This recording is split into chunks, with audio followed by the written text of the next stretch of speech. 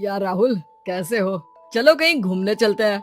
हाँ ठीक है। कहाँ चलेंगे? कहीं पहाड़ों पर? अच्छा आइडिया है। ठीक है, मैं बस की टिकट बुक करवा देता हूँ और अच्छा सा होटल भी देख लेता हूँ। ठीक है भाई, लेकिन जल्दी करो। लाइफ में इतना स्ट्रेस हो गया है कि कुछ दिन का रेस्ट तो बहुत जरूरी बन गया है। राज का शाम को फोन आता है राहुल के पास। राहुल, मैंने टिकट बुक करवा दिया है। आज शाम की ही बस है। जल्दी से सामान पैक कर लो।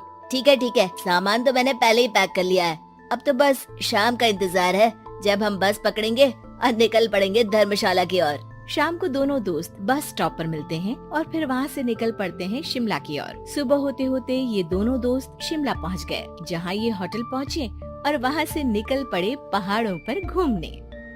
राज, यहाँ पहाड़ों पर कितना सुकून है ना। दूर दूर तक सिर्फ और सिर्फ पहाड़ ही है और घूमने आए लोग भी यहाँ कितनी मस्ती कर रहे हैं। हाँ भाई, ये तो है। चलो कुछ खा ले। दोनों एक रेस्टोरेंट पे पहुँच गए। वहाँ इनकी रेस्टोरेंट चलाने वाले लड़के से दोस्ती हो गई, जिसका नाम जितेंद्र था। जितेंद्र, तुम यहाँ कब से हो और रेस्टोरेंट खोलने का प्लान कैसे बनाया?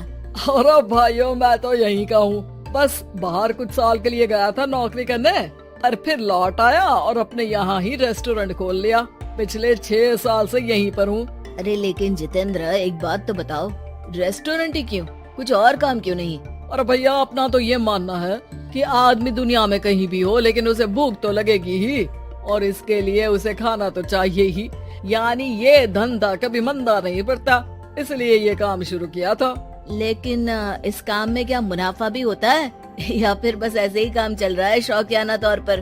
अरे अरे, क्यों नहीं भैया, काम तो हो ही रहा है और मुनाफा नहीं होता तो ये 10 लोगों का स्टाफ कैसे रख लेता।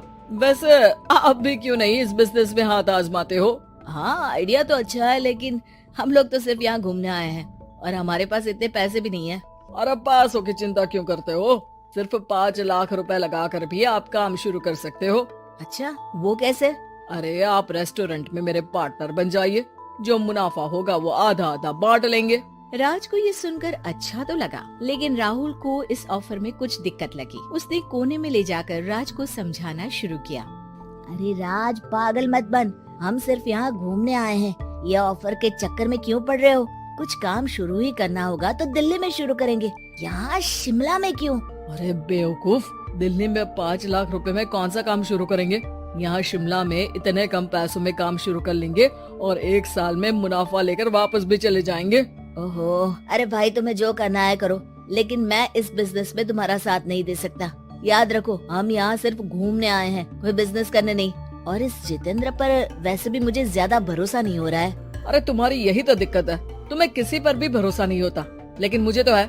मुझे पता है कि इतने कम पैसों में मुझे जितेंद्र अपना बिजनेस पार्टनर बना रहा है। अरे लेकिन क्या गारंटी है कि पैसे लेने के बाद जितेंद्र तुम्हें बेवकूफ नहीं बनाएगा?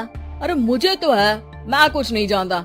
मुझे सिर्फ ये पता है कि जितेंद्र मेरे बारे में ज्यादा ना जानते हुए भी मुझ पर कितना भरोसा कर रहा है। मुझे तो लग रहा है कि इसके पीछे उसकी मंशा ठीक नहीं है। बाकी तुम्हें जो ठीक लगे वो करो। मैं तो आज शाम की ही बस से वापस जा रहा हूँ। ठीक है, तुम चले जाओ, लेकिन याद रखना कि आज के बाद मुझसे कभी बात करने की कोशिश मत करना। राहुल गुस्से में वहाँ से चला जाता है। दूसरी ओर राज और जितेंद्र साथ में मिलकर काम करने लगे। राज ने अपने घर से 5 लाख रुपए ये कहकर लिए कि जल्द ही वो 2 गुने पैसे कमाकर 6 महीनों में लौटा देगा। कुछ दिनों बाद, भाई जितेंद्र, तुमने 5 लाख रुपए तो ले लिया है, लेकिन काम में बहुत तेजी नहीं दिख रही है। अरे भाई, काम में थोड़ा समय लगता है, चिंता मत करो यार। हाँ वो तो ठीक है, लेकिन मेरे पैसों का तो कुछ हिसाब दो। कहाँ लगाया है तुमने? अरे बड़े आए पैसों का हिसाब मांगने वाले। वो तो शुक्र मनाओ कि इतने कम पैसों में मैंने तुम्हें काम पर रख लिया है। क्या कहा? तुमने मुझे काम पर रखा है? अरे मैं तो तुम्हारा बिजनेस पार्टनर हूँ। बड़ा आया पार्टनर बनने वाला। औकात देखिए अपनी, 5 लाख में रेस्टोरेंट खरीद लिया है क्या? ऐसा है तो मेरे पैसे वापस करो, मुझे तुम्हारे साथ काम नहीं करना है। अरे पैसे कैसे, वो सब तो काम में लग गए।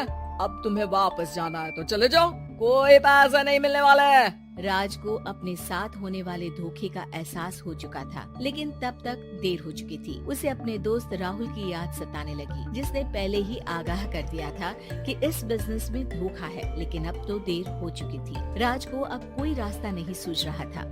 जितेंद्र भाई, मेरे पैसे वापस कर दो ताकि मैं लौट जाऊं। मुझे अब तुम्हारे साथ कोई काम नहीं करना भाई।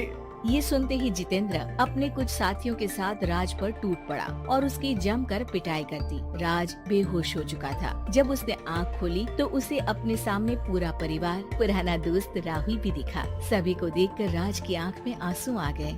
राहुल, मुझे माफ कर दो। अगर समय रहता मैं तुम्हारी बात मान लेता तो आज शायद ये दिन न देखना पड़ता। अरे शुक्र मनाओ कि जान बच गई। वो तो भला हो एक आदमी का जिसने मुझे फोन कर दिया था, तभी तुम्हारी जान बच सकी। मुझे माफ कर दे दोस्त, तेरी सलाह ना मानकर मैंने बड़ी भूल की है। अरे अरे भाई, मेरे हाथ मत जोड़ो। बस ध्यान रखना कि अच्छा दोस्त आपको हमेशा अच्छी सलाह देता है, इसलिए दोस्तों की सलाह पर ध्यान देना चाहिए। Like, share and subscribe. Like, share and subscribe. Like, share and subscribe. Like, share and subscribe.